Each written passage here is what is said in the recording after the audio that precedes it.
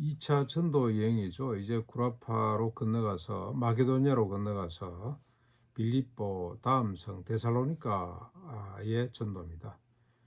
그곳에서 유대인의 회당이 있기 때문에 그곳에 들어가서 관례대로 새 안식일에 성경을 가지고 강론을 합니다. 그 내용은 3절입니다. 그리스도가 해를 받고 죽은 자 가운데서 다시 살아나야 할 것을 정언했더라.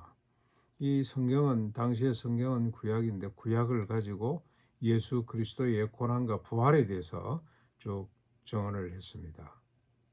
그 예수가 십자가에 달려 죽고 3일 만에 부활했다고 너희들이 소문으로 들었던 그 예수가 곧 그리스도다. 왜 율법에 그리고 선지서에 예수님의 십자가 고난과 부활의 영광에 대해서 쭉 이야기했는지 뭘 의미하는지를 설명을 쭉 했겠죠.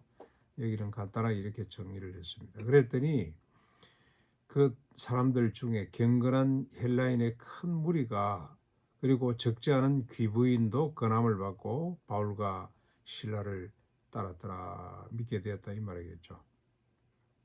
그러나 지금까지 반드시 복음이 전해지는 곳에는 핍박도 같이 따라왔는데 5절에 유대인들이 시기하여 저작거리에 있는 불량한 사람들을 데리고 떼를 지어 성을 소동하게 합니다.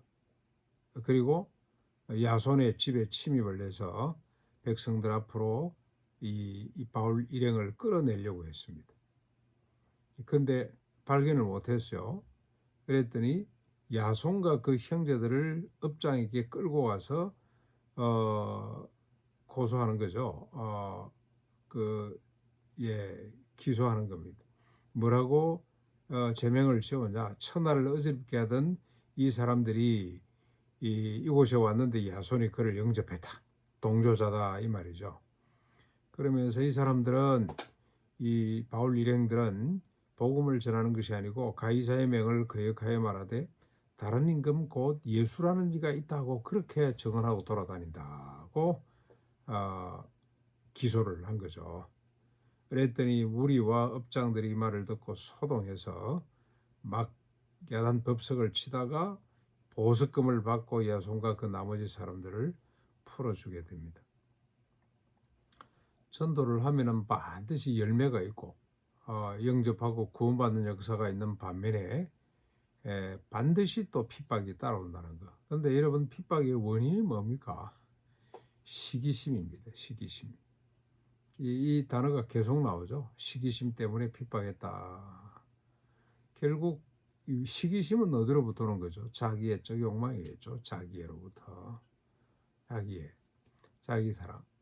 이것이 거슬리면 손해가 간다 싶으면 반대하게 되고 그래서 복음을 거부하게 되는 자기만 거부하는 것이 아니고 온 성을 소동케 해서 거부하게 만드는 것이 시기심. 이게 가장 큰 원흉입니다. 원흉. 그런데 무리들 이 사람들도 정신이 없는 사람들이죠. 민중 무리들은 참 얄팍하다.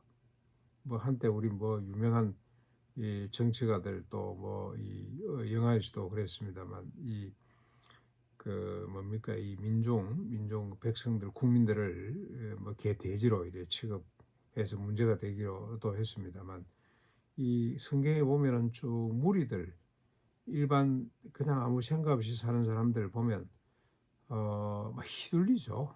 날 누가 큰 소리 하면 거기에 막 휘말려 가지고 우왕좌왕하는 모습들을 우리가 보게 되는데 이 데살로니가에 있는 사람들도 얘가 아니구나 그런 생각을 하게 됩니다.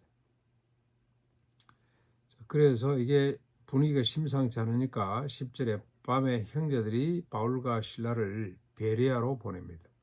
그 바로 밑에 있는 성읍이죠. 그들이 베레아에 가서 역시 관례대로 유대인의 회당에 들어가서 말씀을 전하게 되죠. 그런데 베레아 사람들은 아주 너그러운 사람, 점잖은 사람이라 간절한 마음으로 말씀을 받고 이것이 그러한가? 그 말씀의 의미가 뭔가? 실제로 그런가? 예수님이 십자가에 달려 죽으심으로 우리 죄 용서를 받고 우리 옛사람이 죽어지는 건가? 예, 그래서 날마다 성경을 상고하였더라. 꼭 그렇게 정언을 하고 있습니다. 그 지역에 따라서 사람들의 성향이나 이런 것들이 조금 다르긴 한 것 같아요. 충청도 군대에 있을 때 보니까 경상도 아이들은 정말로 무지막지하고 욕을 많이 하고요.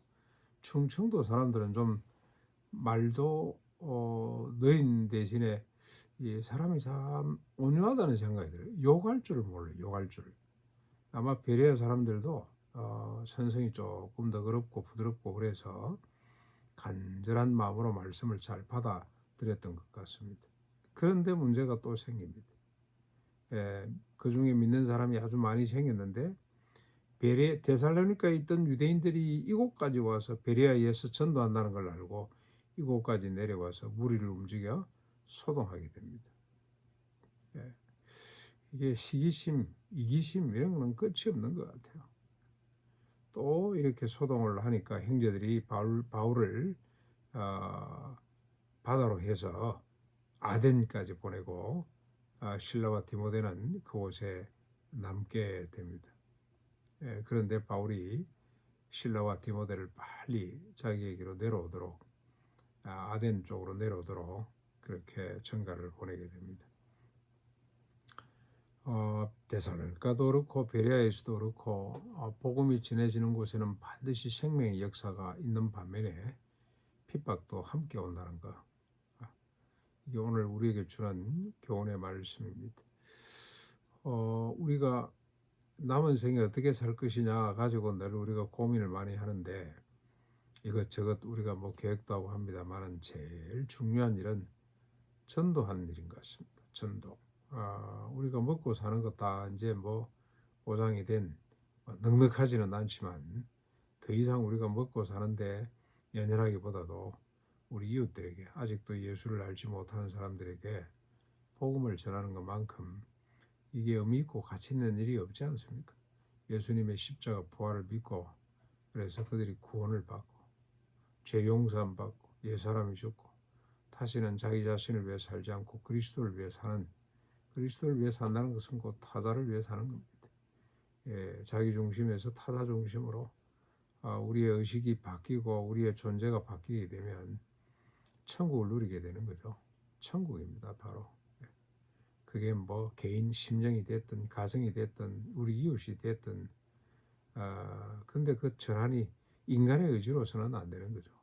십자가 부활로 성령 부으심으로 이렇게 사는 삶의 비밀을 우리가 전하는 것만큼 이 세상에서 가치 있고 보람된 일이 또 있을까? 예.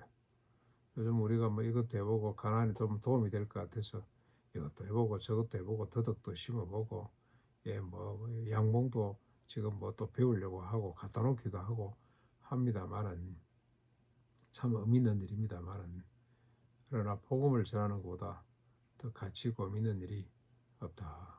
그래서 우리가 이게 하나의 방편이 돼서 우리 주변에 있는 사람들에게 생명의 비밀 이걸 알리는 또 저 사람들이 또 찾아와서 너희들 속에 있는 그 자유와 평강이 뭐냐고 물어볼 수 있도록 그렇게 아름답게 살아갈 수 있으면 참 좋겠다.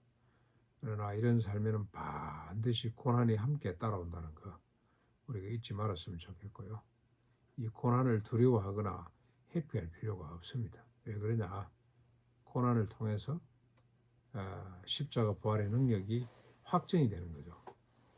그래서 싫어하는 사람들이 생기는 거 아닙니까? 고난이 생명이라는 거, 생명을 확정시킨다는 거. 그리고 그 고난 때문에 생명이 확산돼 간다는 거.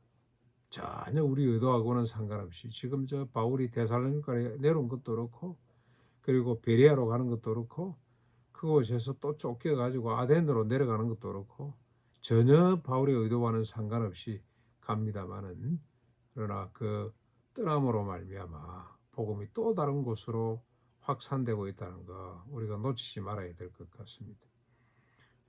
그래서 우리가 어떤 고난도 두려워하지 않고 오히려 그 고난 때문에 더 빨리 하나님의 나라가 고난이 확산된다는 거 잊지 말았으면 좋겠습니다. 요즘 우리 신학교들마다 걱정이거든요. 신학대 교수 되려고 얼마나 사람들이 얼마 있습니까? 다 공부 잘하는 사람들이 다 신학교 교수가 되는 건데 지금 신학생들이 없어가지고 아주 위기의식을 많이 갖고 있습니다만 절대 그런 위기의식 가질 필요가 없습니다. 예. 신학교를 통해서 복음이 확산되기보다는 신학교도 이게 뭐 제가 보니까 철저하게 자본의 논리에 시장 논리에 잠식된 것 같아요. 인기가 좋을 때는 막 서로 올라 그러다가 인기가 없어지니까 힘드니까 서로 안 올라 그러고 말이죠. 예, 그런데 신학교를 통해서 복음이 확산되는 것이 아니라 고난을 통해서 이게 이 믿음이구나. 이게 십자가 부활의 능력이구나. 드러나기도 하고 확산되는 거 우리가 오늘도 기록을 통해서 보게 됩니다. 예, 남은 생에 전도하면서 열매와 핍박을 우리가 각오하고 힘차게 손잡고 함께 갔으면 좋겠습니다.